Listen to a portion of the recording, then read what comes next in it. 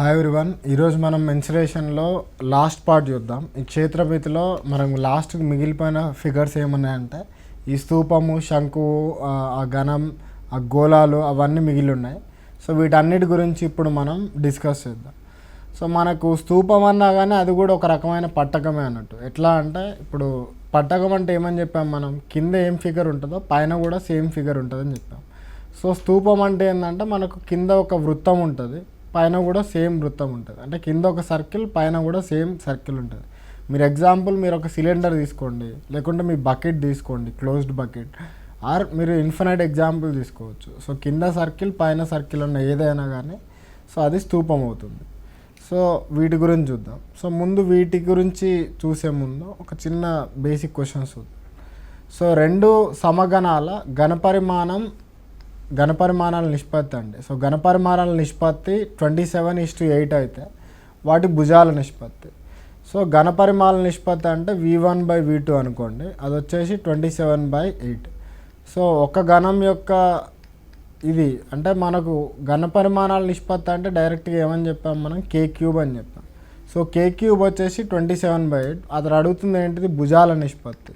So భుజాల నిష్పత్తి అడిగితే సింపుల్గా K. సో అంటే K³ 27/8 అయితే K ఎంత కావాలి జనరల్గా, √3 27/8. సో లేకుంటే √3 దీన్ని ఏమని రాయొచ్చు, 3³ కింద 2³. సో డైరెక్ట్గా 3/2 రాయొచ్చు. సో K వాల్యూ వచ్చేసి 3/2. సో ఒకవేళ భుజాల నిష్పత్తి కాకుండా అతను వైశాల్యాల నిష్పత్తి అడిగితే అప్పుడు ఏం చేస్తాం, K² అంటే 9/4. So according to the question వాడు అడిగింది ఏంటంటే ఇక్కడ ఓన్లీ భుజాల నిష్పత్తి కాబట్టి సో 3/2 దగ్గర మీరు ఆపేసేయచ్చు. ఒక సమగణం ప్రతి అంచు 20% పెంచితే దాని ఘనపరిమాణం ఎంత పెరుగుతుంది. సో ఇలాంటి వాటికి ఏంటంటే మీరు ఫార్ములాలు రాసుకోవడం అనేది టైం వేస్ట్ అండి. సో ఫార్ములాల కంటే సింపుల్గా ఏం గుర్తుంచుకుంటారంటే, సో లెట్సే మొదట 10 ఉందనుకోండి, సమగణం యొక్క ఘనపరిమాణం ఫార్ములా ఏంటిది జనరల్గా. సో ఘనపరిమాణం ఫార్ములా వచ్చేసి మనకి A³. సో ఇప్పుడు ఏం రాస్తారంటే ప్రతి అంచు 20% పెరిగితే ఘనపరిమాణం ఎంత పెరుగుతుంది. మొదట అంచు ఒక 10 ఉందనుకోండి, దానికి కాన్సిక్వెంట్గా ఘనపరిమాణం ఎంత ఉంటుంది, 1000 ఉంటుంది, ఎందుకంటే 10³ కదా. తర్వాత ఏమన్నాడు, ప్రతి అంచు 20% పెంచా అన్నాడు. సో 10ని 20% పెంచితే ఎంత అవుతుంది, 12 అవుతుంది. ఇప్పుడు ఘనపరిమాణం ఎంత ఉంటుంది, సో ఘనపరిమాణం వచ్చేసి 12³ ఉంటుంది, అది వచ్చేసి 1728. సో మీరు సింపుల్గా చూడాల్సింది ఏంటంటే ఈ 1000 నుంచి 1728కి ఎంత పర్సంటేజ్ ఇంక్రీజ్ అయింది.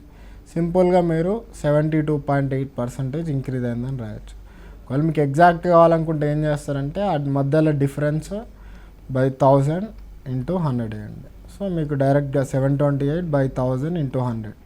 సో అపారెంట్లీ మనకు వచ్చేది 72.8% ఆన్సర్ వస్తుంది అట్లా. సో క్వశ్చన్ను బట్టి సో ఇది రిగార్డింగ్ దిస్ వన్. సో ఇంకో 0 ఉంటుంది ఇక్కడ, 72.8 అట్లా. ఒకవేళ సమగణంలోనే అతను అంచుని లేకుంటే భుజాన్ని ఒక 20% పెంచితే వాడు ఒకవేళ ఇలా అడిగాడు అనుకోండి ఎగ్జామ్లో, వైశాల్యం ఉంది కదా, సో లేకుంటే సంపూర్ణతల వైశాల్యంలో పెరుగుదల అడిగాడు అనుకోండి, అప్పుడు కూడా మీరు ఏం చేస్తారంటే అంచుని 20% పెంచితే సంపూర్ణతల వైశాల్యంలో గల పెరుగుదల అన్నాడు. ఇప్పుడు మనకు సంపూర్ణతల వైశాల్యానికి ఫార్ములా ఏంటిది, 6 × A² కదా.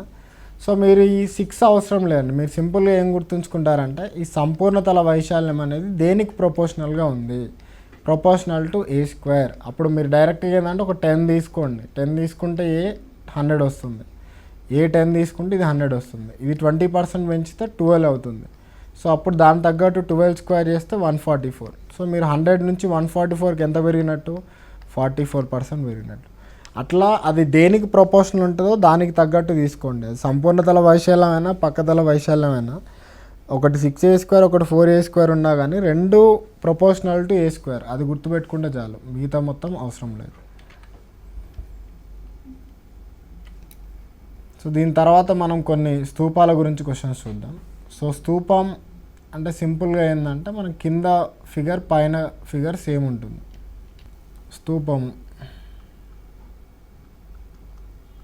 Are cylinder. సో స్తూపము ఆర్ సిలిండర్ దీనిలో ఏంటంటే సో మీరు కింద పట్టకం లాగానే కింద ఒక సర్కిల్ ఉంటుంది, పైన కూడా ఇంకో సర్కిల్ ఉంటుంది. సో ఈ రెండింటిని జస్ట్ సింపుల్గా కనెక్ట్ చేస్తారు అన్నట్టు. సో ఇక్కడ మీరు సెంటర్ పాయింట్ ఒకటి తీసుకుంటే సో ఇక్కడ నుంచి ఇక్కడికి ఉండేది రేడియస్ ఉంటుంది. సో ప్లస్ దీన్ని ఇక్కడ కనెక్ట్ చేస్తే మీకు వచ్చేది అనేది హైట్ వస్తుంది ఇక్కడ దీనికి. సో మీది ఇది రేడియస్ అంటే అది ఆర్ అనేది ఏంటంటే వ్యాసార్థం, హెచ్ అనేది ఏంటంటే దాని ఎత్తు, ఈ స్తూపం యొక్క ఎత్తు, స్తూపం యొక్క వ్యాసార్థం. సో దీనిలో కూడా మీరు ఫార్ములాలు చూసుకుంటే మొదట ఏంటంటే ఘనపరిమాణం. సో ఘనపరిమాణానికి మనం ఇంతకుముందు పట్టకంకి ఏం రాసాం ఫార్ములా? సో భూమి వైశాల్యం ఇంటూ ఎత్తు. సో మనం ఇప్పుడే చెప్పుకున్నాం కింద ఏముంది, ఒక సర్కిల్ ఉంది, సర్కిల్ దిగి విత్ రేడియస్ ఆర్ అంటే వ్యాసార్థం ఆర్ గల ఒక వృత్తం ఉంది. సో అప్పుడు భూమి వైశాల్యం ఎంత? దాని వ్యాసార్థం ఆర్ కాబట్టి పై ఆర్ స్క్వేర్ అవుతుంది. దాని ఎత్తు ఎంత? ఎత్తు వచ్చేసి హెచ్. ఇది ఘనపరిమాణం. ఇదే దానికి మీరు వక్రతల వైశాల్యం చూసారనుకోండి.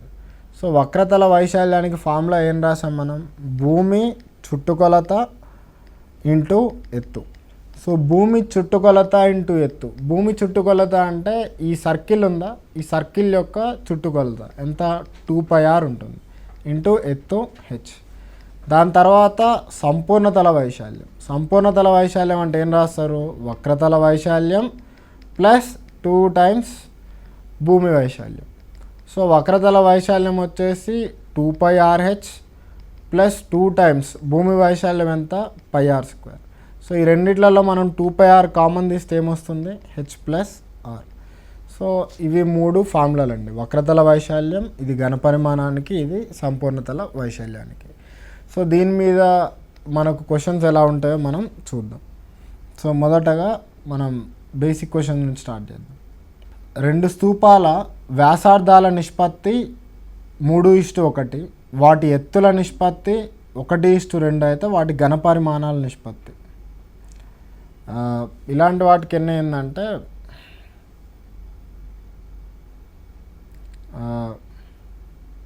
ఏదైనా ఇది అన్ని కేసులో అప్లికేబుల్ అండి. స్తూపాల ఘనపరిమాణాల నిష్పత్తి ఎప్పుడైనా ఏముంటుందంటే r1/r2 whole square into h1/h2 ఉంటుంది. అంటే జనరల్గా pi r1 square h1 by pi r2 square h2 ఉంటుంది. సో పై ఎలాగో క్యాన్సిల్ అయిపోతుంది కదా. ఇప్పుడు పై r1 స్క్వేర్ h1 మొదటి స్తూపానిది, రెండో స్తూపానిది పై r2 స్క్వేర్ h2. సో పై ఎలాగో పోద్ది కాబట్టి దీన్ని సింప్లిఫైడ్ ఫామ్లో రాస్తే r1/r2 whole square into h1/h2 వస్తుంది. అంటే వ్యాసార్థాల నిష్పత్తి స్క్వేర్ ఇంటూ ఆ ఎత్తుల నిష్పత్తి ఉంటుంది. ఇక్కడ ఏమన్నాడు? వ్యాసార్థాల నిష్పత్తి ఎంత? 3:1 కదా. సో 3/1 హోల్ స్క్వేర్ ఇంటూ ఎత్తుల నిష్పత్తి ఎంత? 1/2. సో సింపుల్గా ఎంత వస్తుంది మనకి? 9/2 వస్తుంది, లేకుంటే 9:2. ఇక్కడ ఏంటంటే మన ఆన్సర్ అనేది ఫైనల్ ఆన్సర్ చాలా ఇంపార్టెంట్ అండి. మీరు 9:2 బదులు 2:9 రాస్తే మొత్తం మీ పర్పస్ అంతా డిఫీట్ అయిపోతుంది అది. సో తర్వాత ప్రశ్న, ఒకవేళ అతను ఘనపరిమాణాల నిష్పత్తి కాకుండా అతను ఒకవేళ ఇదే స్తూపాలకి అతను వక్రతల వైశాల్య నిష్పత్తి అడిగాడు అనుకోండి. సో వక్రతల వైశాల్యాల నిష్పత్తి అడిగితే అక్కడ ఏమొస్తుందంటే జనరల్గా అయితే 2πr1h1/2πr2h2 వస్తుంది. మీరు సింపుల్గా గుర్తుపెట్టుకోవాల్సింది ఏంటంటే r1/r2 ఇంటూ h1/h2 ఒకటి గుర్తుపెట్టుకుంటే చాలు. సో ఈ 2 ఫార్ములాలు చాలా ఇంపార్టెంట్ అండి. సో వక్రతల వైశాల్యాల నిష్పత్తి అడిగితే r1/r2 ఇంటూ h1/h2 అండి. అదే ఘనపరిమాణాల నిష్పత్తి అడిగితే r1/r2 whole square into h1/h2 అండి. సో సంపూర్ణతల వైశాల్యాల నిష్పత్తి అడిగితే మాత్రం కొంచెం చేయాల్సి ఉంటుంది. దానికి సపరేట్గా ఫార్ములా ఏం రాయకండి, జనరల్గా చేసుకోండి చాలు. సో రెండు స్తూపాల ఘనపరిమాణాల నిష్పత్తి 3:1, వాటి వ్యాసార్థాల నిష్పత్తి 2:1 అయితే వాటి ఎత్తుల నిష్పత్తి ఎంత? ఇప్పుడే చూసాం ఘనపరిమాణాల నిష్పత్తి వచ్చేసి ఏమని రాసాం? r1/r2 whole square into h1/h2 అని రాసాం. ఇప్పుడు ఘనపరిమాణాల నిష్పత్తి ఏమి ఇచ్చాడు, 3/1 ఇచ్చాడు. ఈజ్ ఈక్వల్ టు వ్యాసార్థాల నిష్పత్తి ఎంత, 2/1 హోల్ స్క్వేర్ ఇంటూ ఎత్తుల నిష్పత్తి చేయాలి. సో ఇది మీరు సింపుల్గా సింప్లిఫై చేసిన 3/4 ఈజ్ ఈక్వల్ టు h1/h2 వస్తుంది. అంటే ఆ ఎత్తుల నిష్పత్తి ఎంత వస్తుంది మనకు డైరెక్ట్గా 3:4, అంటే ఆప్షన్ సి. సో అట్లా యాజ్ పర్ ద క్వశ్చన్ మనం ప్రొసీడ్ అవుతాం. సో ఇవన్నీ సింపుల్ అండి. ఐ మీన్ డైరెక్ట్ ఇట్లా నిష్పత్తులు వచ్చినాయని ఏంటంటే అన్నిటిలో ఈజియెస్ట్ క్వశ్చన్ అన్నట్టు. ఒక స్తూపాకార స్తంభం వక్రతల వైశాల్యం 264 మీటర్ స్క్వేర్, ఘనపరిమాణం 924 ఘన మీటర్లు, దాని వ్యాసం మరియు ఎత్తుల నిష్పత్తి. సో ఇందులో ఏంటంటే మొదట వాడు ఇచ్చిన డేటా నుంచి వెళ్దాం. వక్రతల వైశాల్యానికి స్తూపానికి ఫార్ములా ఏంటిది, 2πRh, అది వచ్చేసి 264 ఇచ్చాడు. సో తర్వాత ఏమన్నాడు, ఘనపరిమాణం అంటే ఎంత, πr²h, సో అది వచ్చేసి 924 ఇచ్చాడు. సో మనం ఇక్కడ సింపుల్గా చూసుకుంటే సో పైన కింద πRh అనేది కామన్ అండి. సో ఫస్ట్ ఏం చేస్తారంటే ఈ రెండింటిని డివైడ్ చేయండి. సో రెండింటిని డివైడ్ చేస్తే మనకు జనరల్గా ఏమొస్తుందంటే ఈ πRh క్యాన్సిల్ అయిపోతుందండి. సో πRh క్యాన్సిల్ అయిపోతే మనకు మిగిలేది ఏంటిది, 2/r ఈజ్ ఈక్వల్ టు ఈ 264/924 మిగులుతుంది. సో 2తో చేస్తే ఇది 132 టైమ్స్ పోద్ది. సో మళ్ళీ ఇంకా మీరు సింప్లిఫై చేస్తే సో 2తో 67 టైమ్స్, నెక్స్ట్ 2తో 462 టైమ్స్. సో 67 ఇక్కడ వచ్చేసి 462. సో 67 అనేది జనరల్గా ప్రైమ్ నెంబర్, బట్ యాక్చువల్లీ ఏంటంటే ఇక్కడ సింప్లిఫై చేసినప్పుడు మనకు 66 వస్తుంది. సో అది 66 తీసుకోండి.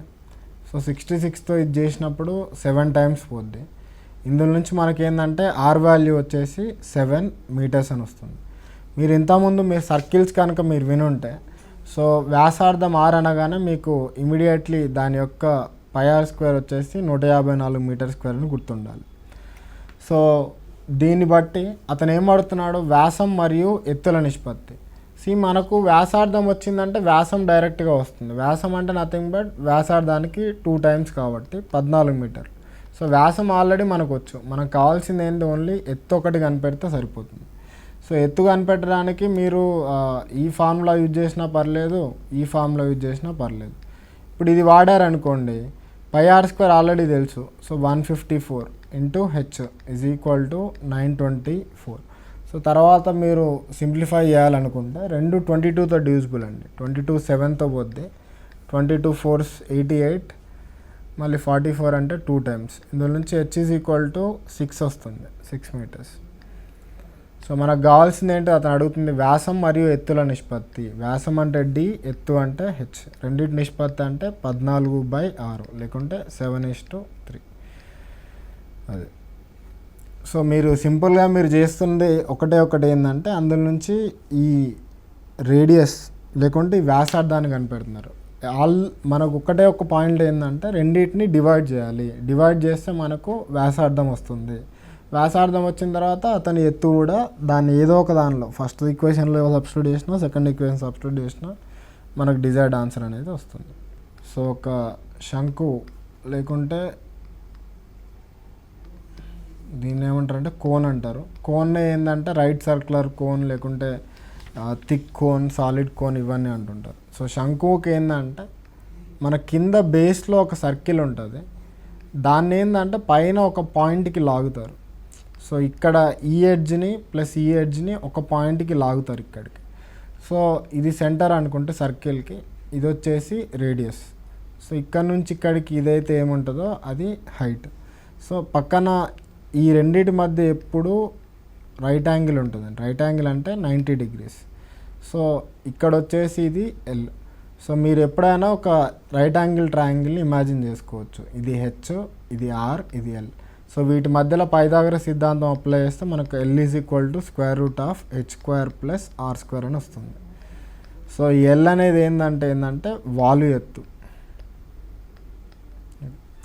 సో దీనిలో కూడా మనం కొన్ని ఫార్ములాలు రాసుకుందాం. సో మొదటగా చూసుకుంటే ఘనపరిమాణం. సో ఈ ఘనపరిమాణం వచ్చేసి డైరెక్ట్గా 1/3 ఆఫ్ దీనికి ఏంటంటే మొత్తం డిఫరెంట్ ఉంటాయండి.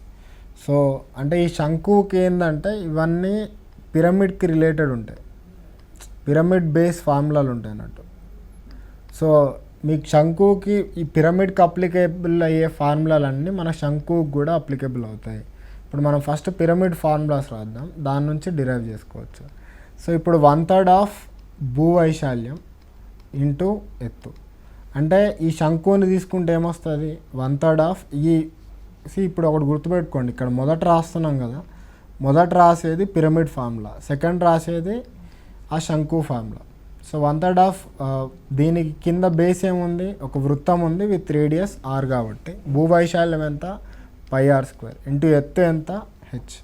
సో ఇది శంకు ఘనపరిమాణం. దాని తర్వాత మనం వక్రతల వైశాల్యం చూద్దాం. సో ఒక పిరమిడ్కి వక్రతల వైశాల్యం ఏముంటుందంటే సింపుల్గా 1/2 ఇంటూ భూమి చుట్టుకొలత ఇంటూ వాలు ఎత్తు ఉంటుంది.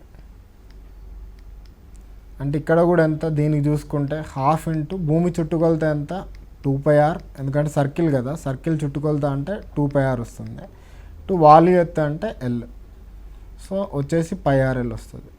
సో ఇదేంటిది, ఇది మన శంకు యొక్క వక్రతల వైశాల్యం. సో అదే రకంగా మీరు పిరమిడ్కి సంపూర్ణతల వైశాల్యం తీసుకుంటే అది ఆల్వేస్ ఏమిస్తారంటే వక్రతల వైశాల్యం ప్లస్ భూవైశాల్యం ఉంటుంది.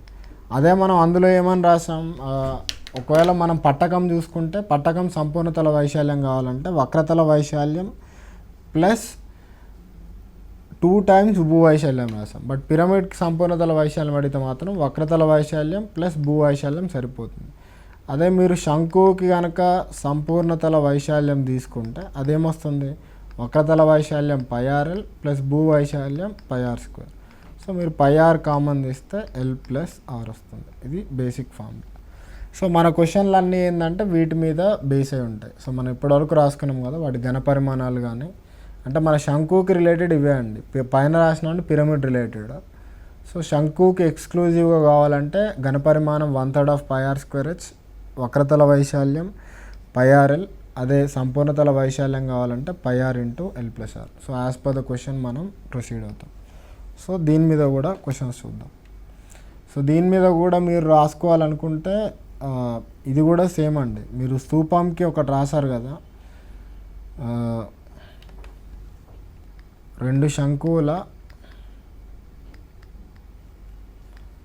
ఘనపరిమాణాల నిష్పత్తి. సో ఎక్కడైనా మీకు 2 శంకువుల ఘనపరిమాణాల నిష్పత్తి అడిగితే అది కూడా సేమ్ r1/r2² ఇంటూ h1/h2. కానీ 2 శంకువులు ఇది సిలిండర్ సేమ్ అండి. ఈ స్తూపము ఆ శంకు 2 సేమ్ ఫార్ములాలు, ఏది ఘనపరిమాణాల నిష్పత్తి అడిగితే. అదే వాడు వక్రతల వైశాల్యాల నిష్పత్తి అడిగితే అది మాత్రం ఏముంటుందంటే అక్కడైతే r1/r2 ఇంటూ h1/h2 ఉంటుంది, ఇక్కడ ఏంటంటే l1/l2 ఉంటుంది. అదొక్కటి తేడా. సో సంపూర్ణతల వైశాల్యం అడిగితే యాజ్ యూజువల్గా చేయండి, మళ్ళీ దానికి ఫార్ములా అవసరం లేదు. సో ఇదొక్కటే దానికి డిఫరెన్స్. స్తూపం అయినా శంకు అయినా ఇది సేమ్, బట్ ఇదొక్కటి మారుతుంది. నెక్స్ట్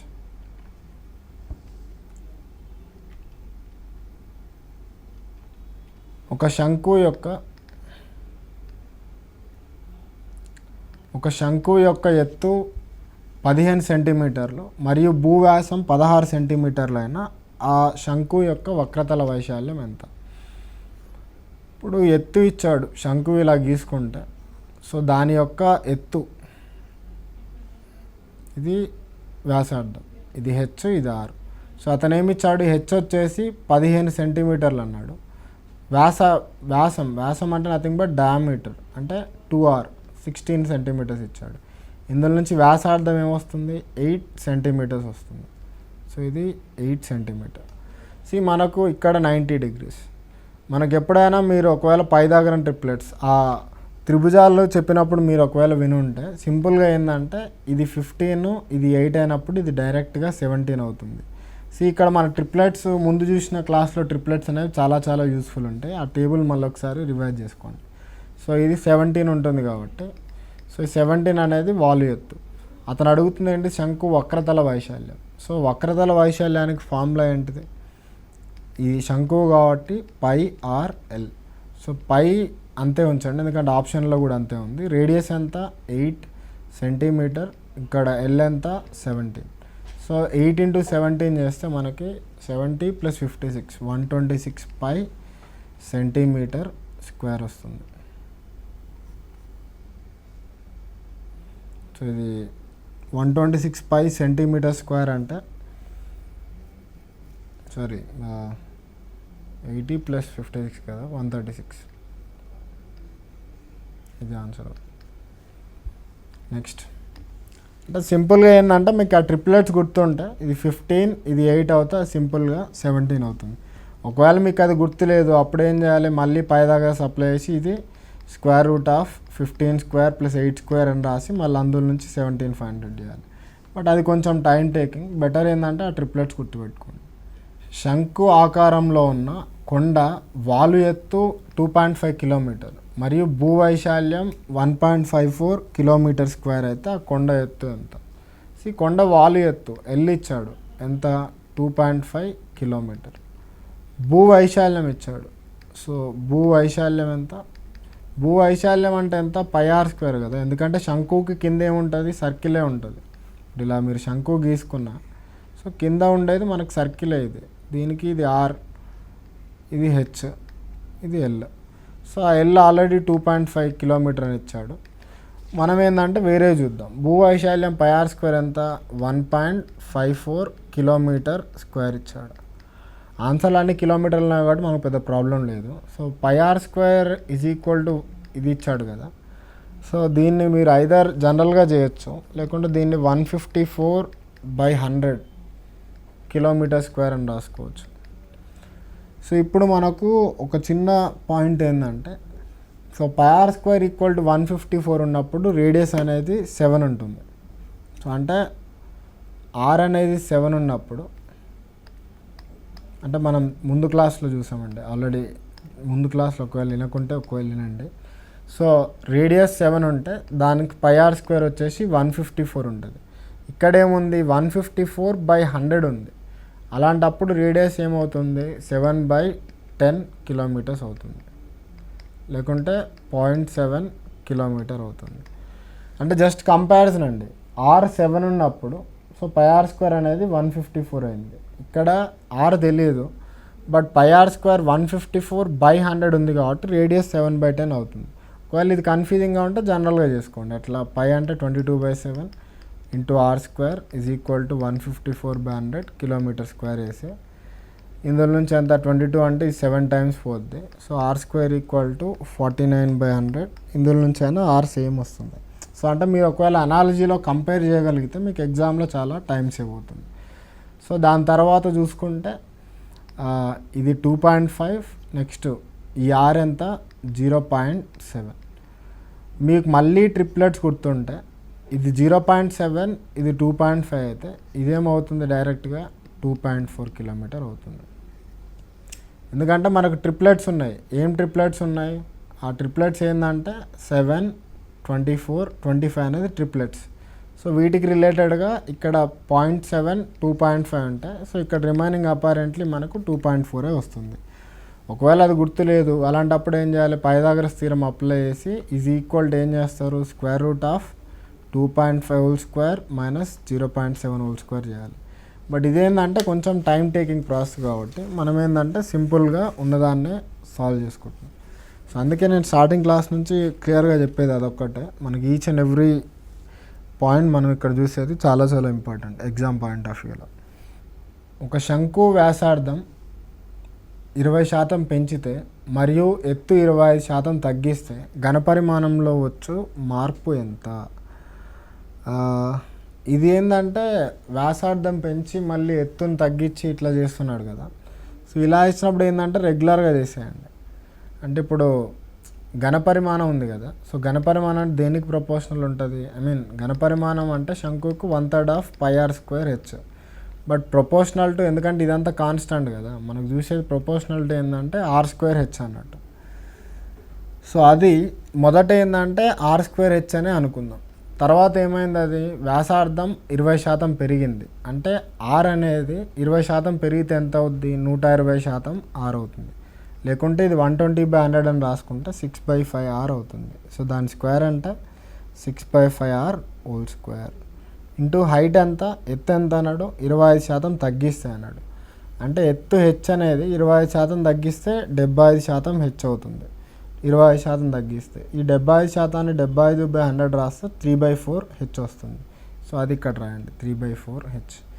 సో అంటే ఎంత అవుతుంది, ఇది 36/25 r² ఇంటూ 3/4 హెచ్, లేకుంటే 108/100 r² హెచ్. సో అంటే మనకు r² హెచ్ ఉన్నది, 108/100 r² హెచ్. అంటే ఇక్కడ నుంచి ఇక్కడికి ఎంత ఇంక్రీజ్ అయినట్టు, క్లియర్గా 8% పెరిగినట్టు. సింపుల్గా, ఎందుకంటే 108/100 అంటే ఎంత, 1.08 r² హెచ్. 1 నుంచి 1.08కి వచ్చిందంటే సింపుల్గా ఎంత, 0.08 పెరిగినట్టు కదా. సో 0.08ని ఇంటూ 100 చేస్తే మనకు 8% వస్తుంది. అదే మన ఆన్సర్ అవుతుంది. సింపుల్గా ఏంటంటే ఇట్లా రెండు పెరిగినప్పుడు మాత్రం దానికి సెపరేట్గా ఫార్ములాలు రాసి టైం వేస్ట్ చేసుకోవద్దు, ఎందుకంటే అది ప్యూర్ వేస్ట్ ఆఫ్ టైం, అంతకంటే ఏం లేదు.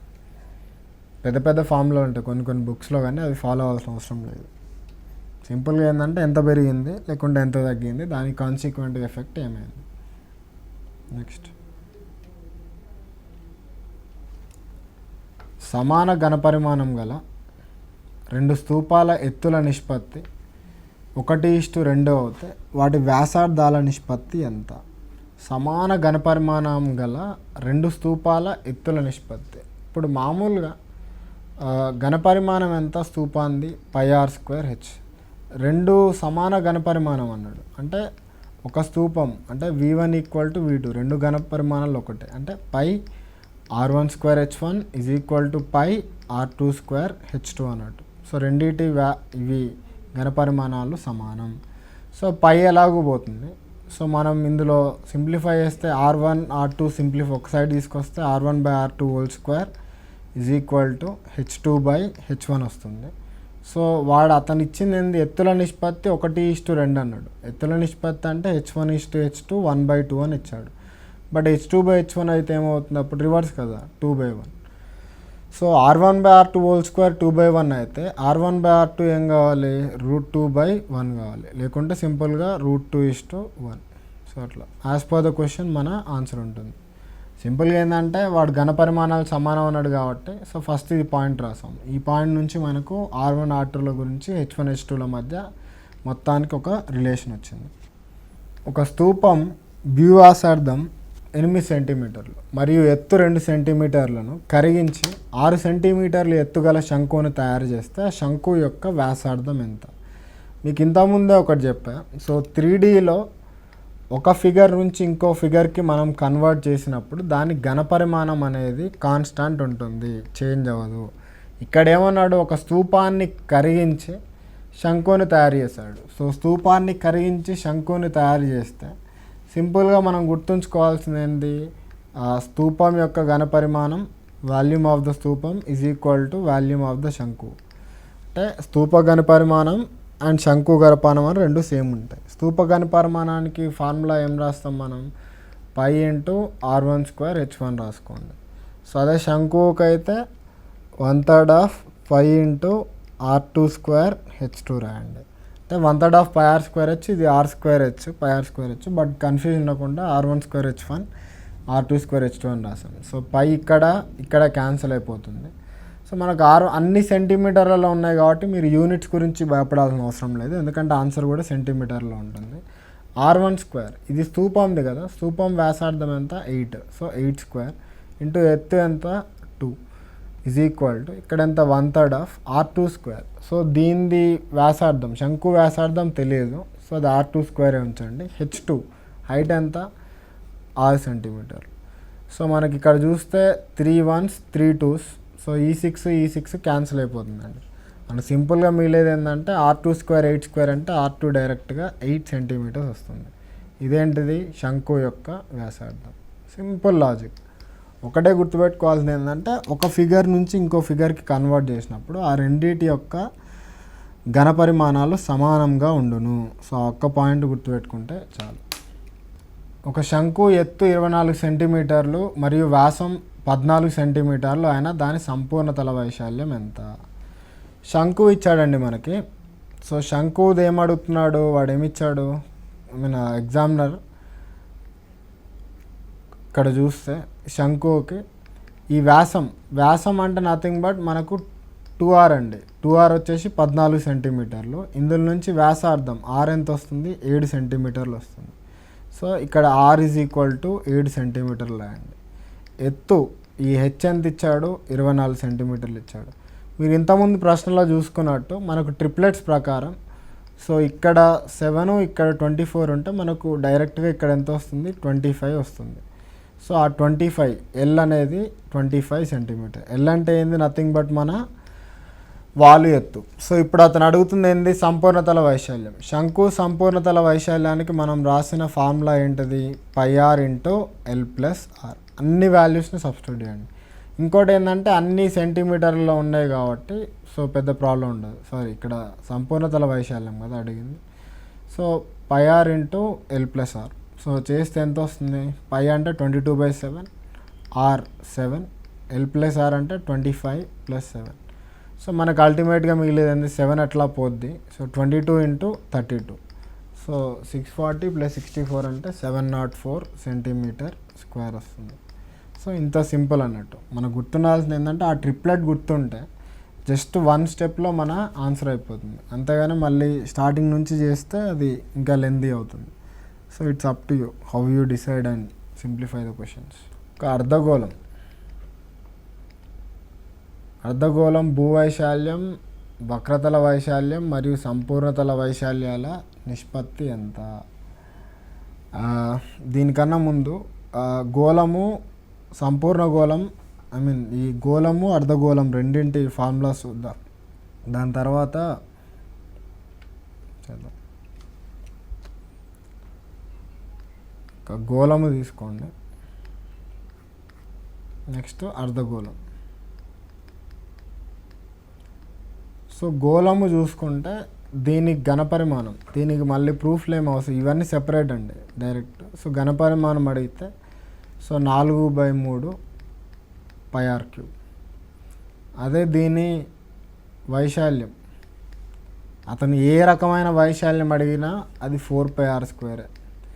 అతను సంపూర్ణతల వైశాల్యం అడిగినా 4πr², వక్రతల వైశాల్యం అడిగినా 4πr², పక్కతల వైశాల్యం అడిగినా 4πr². ఇదేం చేంజ్ అవ్వదు.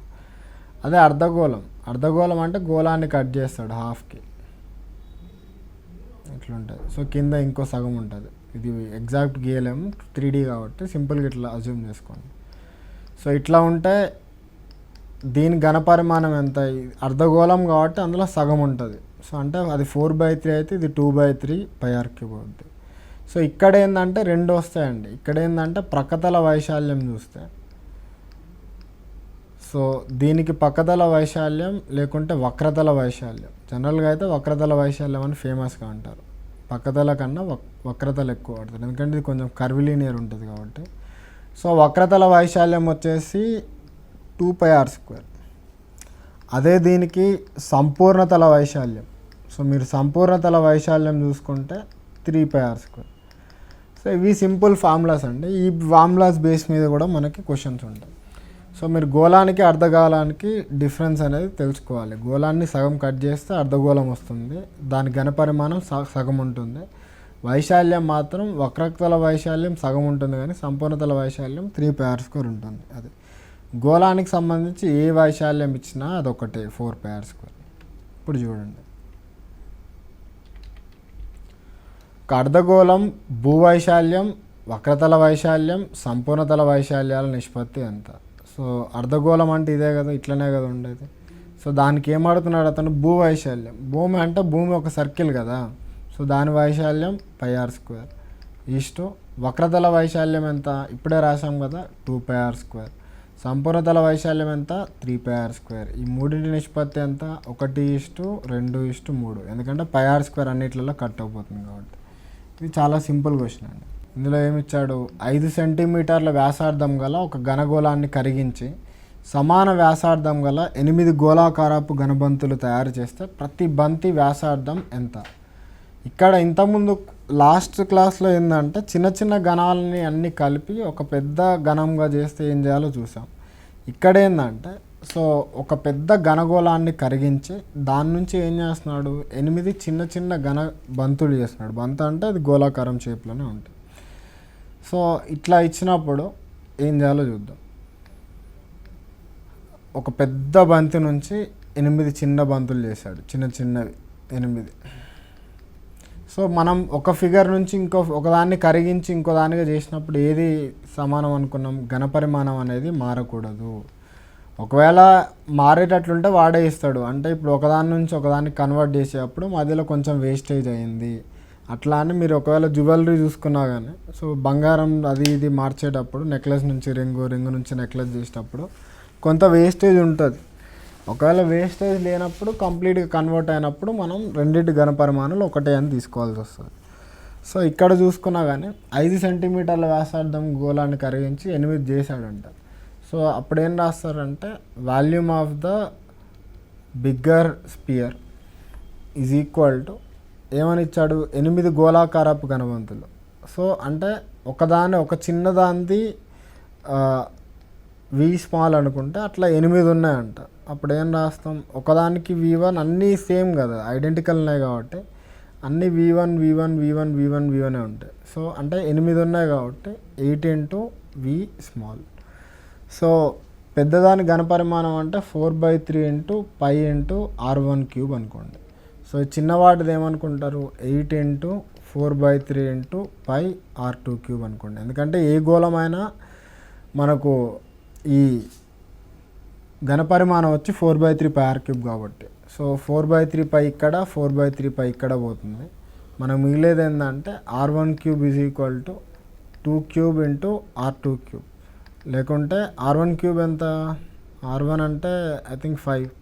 So 5³ by 2³ is equal to R2³ వస్తుంది. సో ఇందులో నుంచి డైరెక్ట్గా మనకు R2 కావాలంటే ఏమని రాయొచ్చు, 5/2 లేకుంటే 2.5 సెంటీమీటర్ అని డైరెక్ట్గా రాసుకోవచ్చు. అన్ని యూనిట్లు సేమ్ ఉన్నాయి కాబట్టి ఎలాంటి ఇబ్బంది లేదు.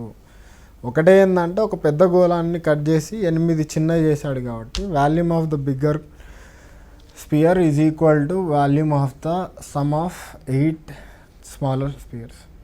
ఒక శంకువు మరియు అర్ధగోళంలో ఒకటే భూమి మీద ఉన్నవి, వాటి ఎత్తుల కూడా సమానం, అయితే వాటి వక్రతల వైశాల్యాల నిష్పత్తి. శంకువు మరియు అర్ధగోళం అన్నాడు. ఇప్పుడు శంకువు ఉంది, సో పక్కన ఒక అర్ధగోళం ఉంది. సో ఈ రెండింటి ఏమన్నాడు, ఒకే భూమి అన్నాడు. ఒకే భూమి అంటే దీని వ్యాసార్థం 6 అయితే దీని వ్యాసార్థం కూడా 6 అవుతుంది. ఎందుకంటే రెండిట్లలో కింద వృత్తాలు ఉంటాయి కాబట్టి ఆ 2 వృత్తాల వ్యాసార్థాలు సేమ్ ఉంటే దాన్ని ఒకటే భూమి అని చెప్తారు.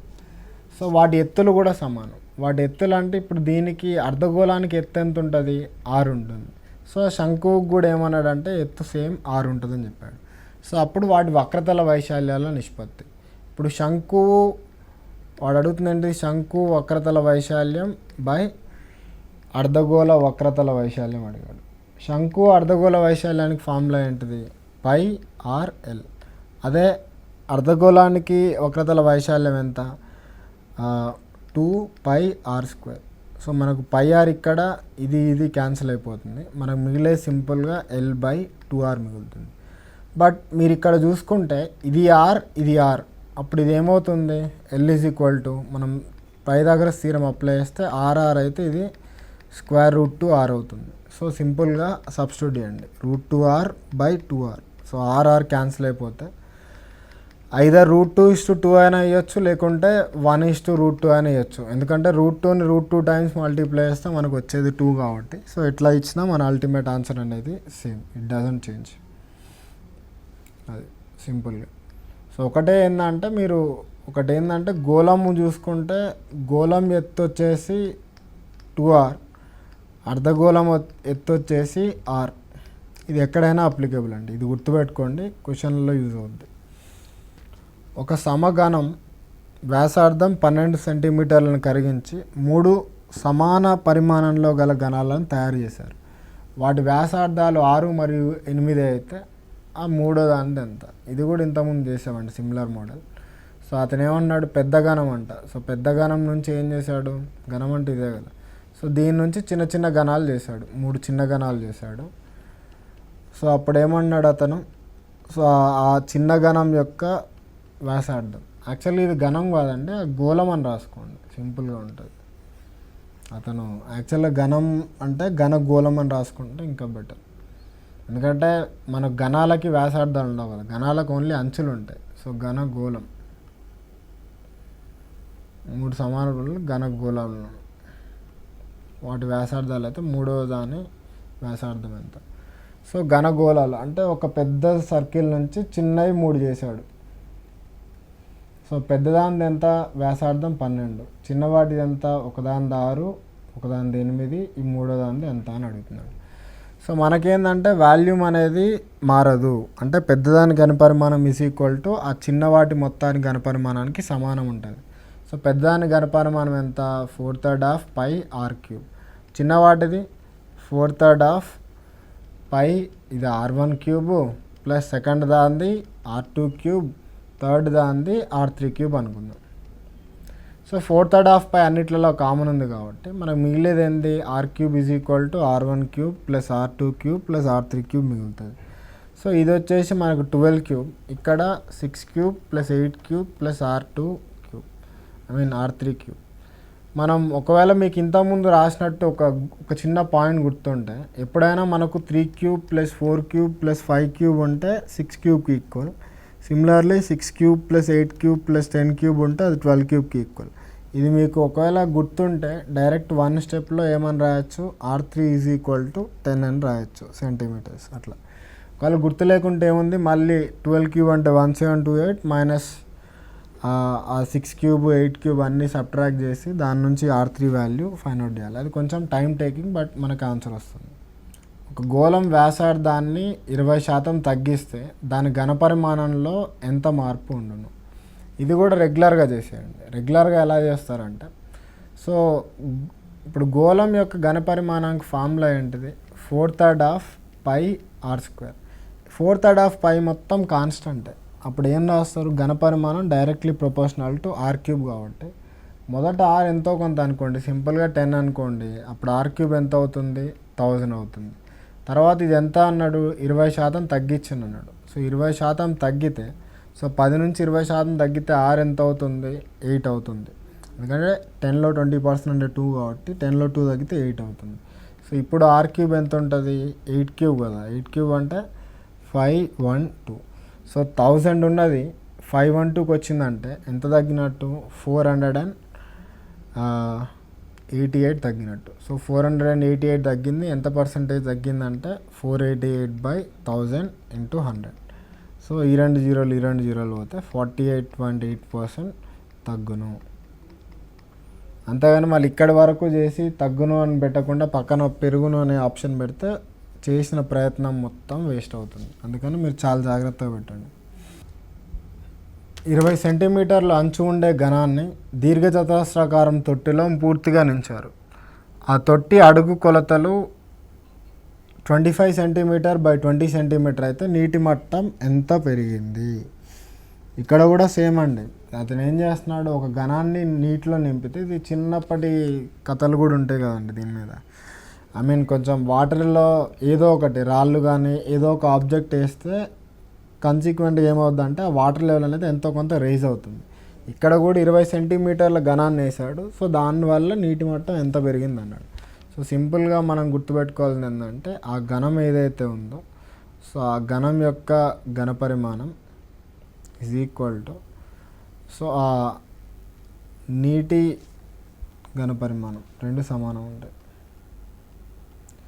ఈ ఘనపు యొక్క ఘనపరిమాణం అంటే ఏంది, direct a cube is equal to నీటి ఘనపరిమాణం అంటే L × B × H.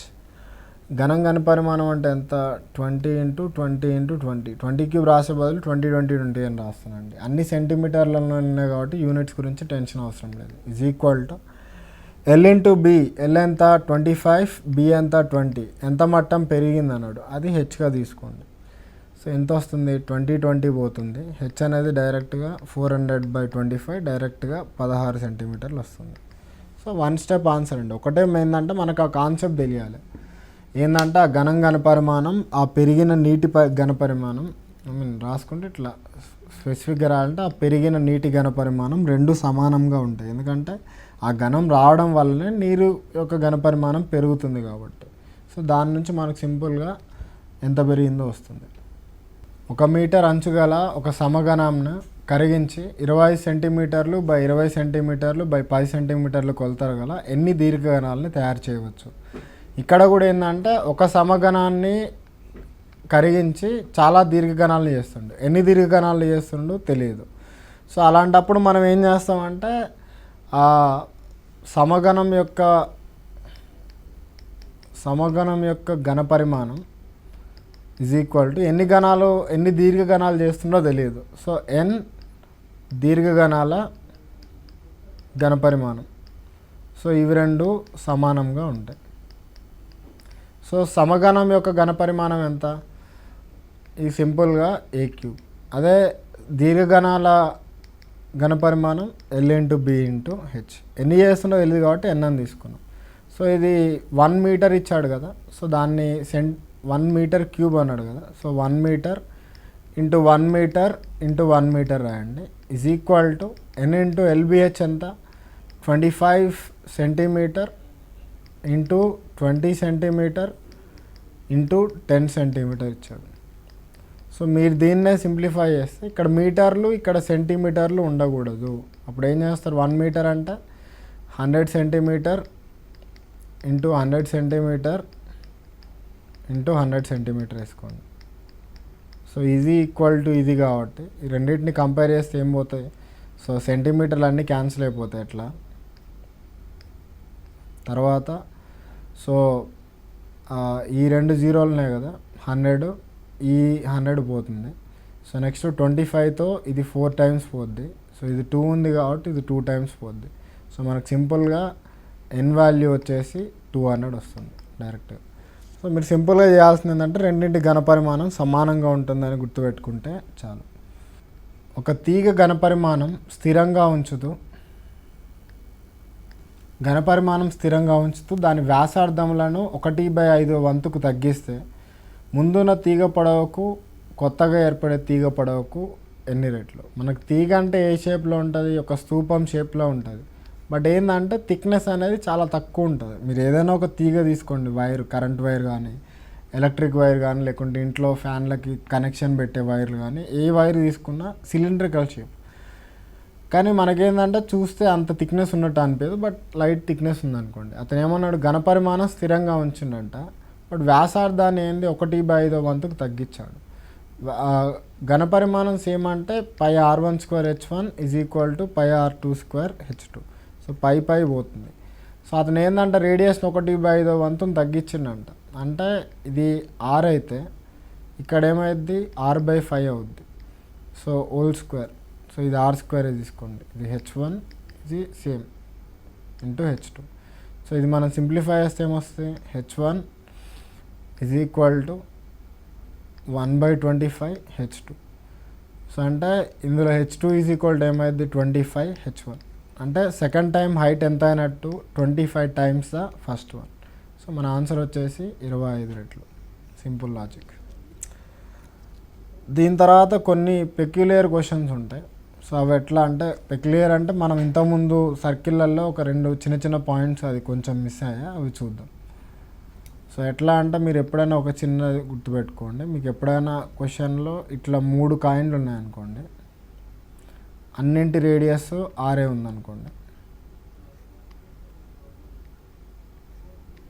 అలాంటప్పుడు ఈ మధ్యలో గ్యాప్ ఉంది కదా, సో ఈ మధ్యలో గ్యాప్ ఏదైతే ఉందో దాని వైశాల్యం.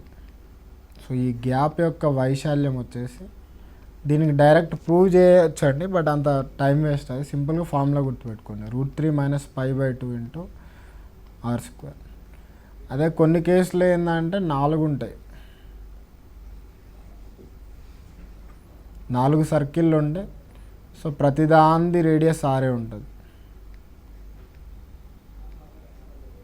అలా ఉన్నప్పుడు సో ఈ మధ్యలో ఉంటుంది కదా, సో ఈ మధ్యలో ఉన్న స్పేస్ అంటే 2 సర్కిళ్ళు 3 సర్కిల్ ఉన్నప్పుడు మధ్యలో స్పేస్ వైశాల్యం అవుతుంది. 4 సర్కిల్ ఉన్నప్పుడు మధ్యలో ఉండే వైశాల్యం అడిగితే డైరెక్ట్గా అది 4 - π × r² ఉంటుంది. సో అది క్వశ్చన్ బట్టి మీరు అప్లై చేసుకోవచ్చు. So with this we complete our mensuration part successfully. So next క్లాస్లో మళ్ళీ వేరే టాపిక్తో కలుద్దాం. So that's all for the class. Thank you all.